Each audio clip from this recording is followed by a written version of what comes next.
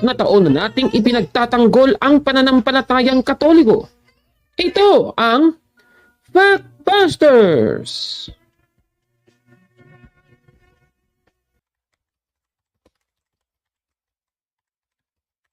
Magandang araw mga kabatid and welcome na naman sa isang episode ng Factbusters PH. Babasahin muna natin ang ikalawang Tesalonica, Kapitulo 2, versikulo 10 hanggang 12. Ganito po ang sabi. Gagamit siya ng lahat ng uri ng pandaraya sa mga mapapahamak dahil ayaw nilang mahalin ang katotohanan na makakapagligtas sana sa kanila. Dahil dito, hahayaan ng Diyos na sila'y maninlang ng espiritu ng kamalian at maniwala sa kasinungalingan. Sa gayon, mapaparusahan ang lahat ng natuwa sa paggawa ng kasamaan sa halip na maniwala sa katotohanan. Napakaliwanag po ng ating nabasa mga kababayan, yung mga nagpapakalat dyan ng kasinungalingan at sila pa'y natutuwa sa kasinungalingan yan, sabi ng Biblia, mapaparusahan daw sila mga kababayan. Ngayon, sa ating episode, tatalakayin natin itong pahayag ng evangelist ng Seventh-day Adventist Church, mga kapatid. Ito pong si Cesar Dizon Jr., mga kababayan. Ano ba ang paninira niya? Sa Iglesia Katolika. Ito, panoorin natin. Ito po, Catholic Mirror. Ito English to, pero maintindihan naman siguro, di ba? Baka sabihin mo naman, di naman naintindihan. Ang sabi ng Catholic Mirror, nang may akda at publication si Cardinal James Gibbons, isang kardinal ng isa pong Romano-Katolikong Iglesia, ang pagkalathala ay noong September 23, 1893. Pakinggan. The Catholic Church, by virtue of her divine mission, changed the day from Saturday to Sunday. Mahirap bang intindihin yan? Na kayo ang nagpalit ng Sabado tungo sa Linggo? Anong kapangyarihan ninyo? Anong otorite nyo palitan ang kautusan Diyos? Tapos kayo pa magsasabi, ang Romano-Katoliko lang ang may karapatan mag-interpret. Kung ang pag-interpret ninyo ay palitan yung salita ng Diyos, sa inyo na lang yung interpretation yan. Mag-i-interpret lang kayo, magpalit pa. Aba, grabe naman ito mga kababayan. Ayon sa kanya, pinalitan daw ng Iglesia Katolika ang Sabat mula Sabado patungong Linggo sa pamamagitan ng pagbasa niya ng aklat daw itong Catholic Mirror ni James Cardinal Gibbons, September 23, 1893 na nakikita nyo sa screen. Tanong, totoo ba ito mga kababayan? Sige nga, tignan nga natin. Ito, ipapakita natin sa inyo ang The Christian Sabbath. Ito pong koleksyon niya ng sinasabing The Catholic Mirror, mga kababayan, ni James Cardinal Gibbons. Yung babasahin natin, September 23, 1893. At nakikita nyo po sa screen, itong ginamit niyang quotation. Ayan, nakikita nyo po. Ngayon, pansinin na merong, alam nyo naman, pinutol-putol, talagang yung INC galing talaga sa SDA. Kasi yung INC, incomplete. Pati itong evangelist na ito, incomplete din. Ayan, merong dot. Ano ba yung kanyang iniwasan? Babasahin natin. Kukumpletuhin na natin. The Catholic Church, for over 1,000 years before the existence of a Protestant, by virtue of her divine mission, changed the day from Saturday to Sunday. Klarong-klaro naman ang nakasulat, mga kababayan. Tignan ninyo at pansinin. Kailan ba nangyari ang pagpapalit base sa ating binasa? Klaro po. For over 1,000 years before the existence of a Protestant. Ibig sabihin, nangyari ang pagpapalit bago lumitaw ang mga Protestante. Anong Protestanteng tinutukoy? Itong nangyari nga sa East-West Schism noong 1054. Mga kababayan, na merong isang nagprotesta, umalis sa Iglesia Katolika. Mga kababayan, ibig sabihin, 1,000 taon bago ang East-West Schism, nangyari po ang pagpapalit mula Sabado patungong Linggo, mga kababayan. Tanong, sino ba ang nagpalit, mga kapatid? Babasahin natin ang aklat na History of the Christian Church ni Philip Scaff, Volume 3, page 378. Ganito po ang ating mababasa. Ang pagdiriwang ng linggo ay nagmula sa panahon ng mga apostol at mula noon ay naging batayan ng pampublikong pagsamba. Kasama ang mga impluwensyang nagpaparangal, nagpapabanal at nagpapasaya sa lahat ng mga Kristiyanong lupain Napakaliwanag po ng ating nabasa. Ibig sabihin, ayon po sa kasaysayan, ang mga apostol talaga ang lumipat ng Sabbath observance na tinatawag na Lord's Day mula Sabado patungong Linggo, mga kababayan. Isa na nga dito ang sulat sa aklat kasaysayan ng mga unang Kristiyano. Ito pong Didache 14 na isinulat noong 70 AD. Ganito po ang sabi. But every Lord's Day, gather yourselves together and break bread, and give thanksgiving after having confessed your transgressions, that your sacrifice may be pure. O yan, Lord's Day po yan. Itutuloy naman natin sa letter to the Magnesians, chapter 8, verse 1, na isinulat naman noong 110 AD. Ganito naman ang sabi, those who were brought up in the ancient order of things have come to the possession of a new hope, no longer observing the Sabbath, but living in the observance of the Lord's Day, on which also our life has sprung up again by Him and by His death. Napakaliwanag po yan, mga kababayan. O, ito pa. Letter of Barnabas, chapter 15, verse 6 to 8. Ang sabi, we keep the 8th day, Sunday, with joyfulness, that day also on which Jesus rose again from the dead.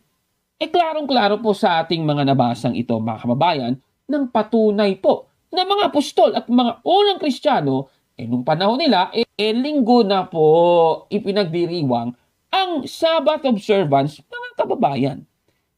Pagkatapos ay kanyang tinutuligsa pa ang mga apostol kung ano ba ang karapatan nila na ilipat ito mula Sabado patungong Linggo daw. O balikan nga natin yun. Anong kapangyarihan ninyo? Anong otorite nyo palitan ang kautusan Diyos? Anong kapangyarihan ninyo? Anong otorite nyo palitan ang kautusan Diyos? O, diba? Grabe talaga itong taong ito. Napag-alaman na natin na yung Catholic Church na tinutukoy doon sa binasa niya, sa panahon pala yun ng mga tandaan natin, may authority po ang mga apostol na gawin yan. Mababasa natin sa Mateo 18:18 hanggang 20. Ito po ang ating mababasa. Tandaan ninyo, ano bang ipagbawal ninyo dito sa lupa ay ipagbabawal sa langit. At ang ipahintulot ninyo dito sa lupa ay ipahintulot sa langit. Tandaan din ninyo, kung ang dalawa sa inyo ay nagkaisa dito sa lupa sa paghingi ng anuman, ito'y ipagkakaloob sa inyo ng aking Ama na nasa langit. Sapagkat saan man may dalawa o tatlong nagkakatipon sa pangalan ko, naroon akong kasama nila. Klarong-klaro po ng ating nabasang ito. Baka sabihin na naman niya ang mga apostol ay hindi miyembro ng Iglesia Katolika. Madali lang i-debunk yan. Babalikan natin yung Job 8:8, read the history books, and see. At ano bang sabi sa mga aklat kasaysayan? Ito, sinasabi. Sa The New Encyclopedia Britannica, Volume 10, 15th edition, page 149, na ganito ang sabi. The Roman Catholicism is a Christian church characterized by its uniform, highly developed, doctrinal and organizational structure that traces its history to the apostles of Jesus Christ in the 1st century AD. Klarong-klaro po ng ating nabasang ito. Ito pang isang patunay. Standard Encyclopedia, page 776, ganito po ang ating mababasa. Ang kasaysayan ng Roman Catholic Church ay sa katunayan ang kasaysayan ng Kristyanismo. Klarong-klaro talaga, mga kababayan, ng mga sinasabi ng mga aklat kasaysayan. Katunayan, inamin na nga ng Seventh-day Adventist Church na mula pa sa panahon ni Kristo, meron ng Iglesia Katolika, mga kababayan. Babasahin natin itong The Ministry Magazine, October 1945 issue, sa pahina 11 sa article ni Betty Cannon ng South American Division Headquarters ng Seventh-day Adventist Church na may pamagat na The Roman Catholic Church. Ganito po ang ating mababasa. Paano nabuo ang Iglesia? Matunton ang pinagmulan nito mula sa pagpili ni Jesucristo kay Apostol Pedro bilang pinuno ng mga apostol, at matutunton ang kasaysayan nito sa pamamagitan ng kaniyang mga kahalili bilang obispo ng Roma. Klarong-klaro ng ating nabasang ito. Ibig sabihin, tama na ang mga apostol na miyembro ng Iglesia Katolika ang lumipat mula Sabado patungong Linggo. Kaya itong palpak na ito talaga, naku, itong Seventh-day Adventist Church na evangelist na ito, ang masasabi ko, busted yan, mali yan, nako naman. Ano pa ba yung paninira niya sa Iglesia Katolika? Ito panoorin natin. Ay anong ginawa nyo sa Sabat? Ito, 2190, ang Sabat na siyang naglalarawan ng rurok ng unang paglalang ay pinalitan ng Linggo. Tanong ko sa inyo, kailan ba pinalitan ni Kristo ang Sabado tungo sa Linggo? Kailan ba inutos ni Kristo na palitan ng Linggo ang banal na araw na itinalagang pamahingang para sa Diyos? Sige, magpatulong ko na sa lahat ng pare. Number 1, sigit gano. Kung sakali man may mabasa kayo, send it to me. Babalik ako sa pagkakatoliko. Kung totoo mang sinabi ni Jesus Christ, ang Sabado pinalitan ko na ng Linggo. Kayo lang naman may kwento niyan eh. Wala sa Biblia. Aba, grabe naman itong si Cesar Dizon Jr. Ayon sa kanya, wala daw sa Biblia na inutos ni Kristo na palitan ang Sabat mula Sabado patungong Linggo. At yung kanyang binatayan, itong sinasabi sa Catechism of the Catholic Church, paragraph 2190, na yung Sabat daw ay pinalitan ng Linggo. Kung may mabasa daw tayo, babalik na raw siya sa Iglesia Katolika. Sige nga. Inaamon pa kami, kung may babasa kami, siguraduhin mo, nalilipat ka, baka hindi ka lilipat. Sige. So, tanong, totoo ba itong kanyang sinasabing ito? Sige. Paano iutos ni Kristo ang paglipat mula Sabado patungong Linggo kung nasa langit na si Kristo, mga kababayan? Diba? Common sense naman yan at logic, mga kapatid.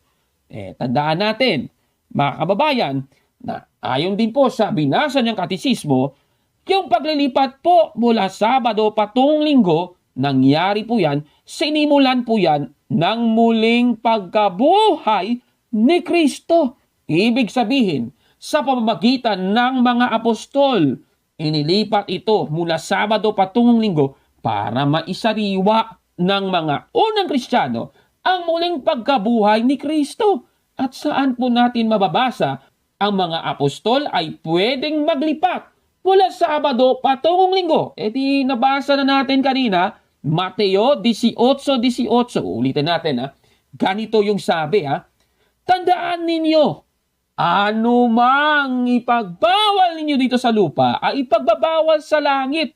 At ang ipahintulot ninyo dito sa lupa ay ipahihintulot sa langit. Klarong-klaro po yan, mga kababayan. Nabasa na natin sa Biblia, Mr. Cesar Dizon Jr., klaro-klaro, binigyan ni Kristo ang mga apostol ng authority para ilipat mula Sabado patungong Linggo ang Sabbath observance, mga kababayan. Kaya walang dapat na problema kung ilipat man ito ng mga apostol dahil may authority sila para ilipat ito, mga kababayan. Dahil may nabasa na tayo na pinahintulutan ito ni Kristo, dapat magkatoliko ka na, Mr. Cesar Dizon Jr. At itong sinasabi mong ito, busted yan! Nako tandaan natin, ito lang namang mga taga Seventh-day Adventist Church yung grabe kong manira sa Iglesia Katolika tungkol sa Sabat. Ayon nga kay Apostol Pablo, sino man nga ay huwag humatol sa inyo tungkol sa araw ng Sabat. Napakaliwanag naman yan na sinabi na Apostol Pablo, mga kababayan. Naku, kawawa naman itong si Cesar Dizon Jr. Hintay namin ang paglipat mo sa Iglesia Katolika. Anong masasabi ninyo sa ating episode po ngayon? Paki-comment po sa baba, mga kapatid. At kung like mo ang video na ito, paki-smash ng like button at mag-subscribe sa ating YouTube channel, Factbusters PH. Kaya, wag maniwala, sabi-sabi, i-check mo na kung fact nga talaga. Hanggang sa susunod na episode, ako po si Gaborno. At ito ang Factbusters. Naku, si Cesar Dizon Jr. talaga. Grabe ko manira sa Iglesia Katolika. Pero, puta tala naman.